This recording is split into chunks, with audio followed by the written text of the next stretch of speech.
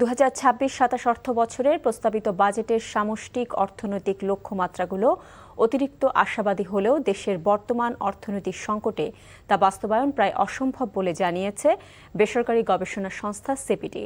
দুপুরে রাজধানীর একটি হোটেলে আয়োজিত বাজেট সংলাপে সিপিডি জানায়, প্রস্তাবিত বাজেটের 6.5% জিডিপি প্রবৃদ্ধির লক্ষ্য অর্জিত হওয়া কঠিন। একইভাবে 7.5% মূল্যস্ফীতির লক্ষ্যমাত্রার বিপরীতে চলতি গড় মূল্যস্ফীতি 8.5%-এর ওপরে থাকায় বাজার পরিস্থিতির নিয়ন্ত্রণ বেশ চ্যালেঞ্জিং হবে। সংস্থাটির নির্বাহী পরিচালক ডক্টর ফাহমিদা খাতুন জানান, বাজেটের বিশাল লক্ষ্য পূরণে এনবিআর করদাতাদের ওপর বাড়তি চাপ তৈরি করতে পারে, যা সাধারণ মানুষের পকেট আরও খালি করবে।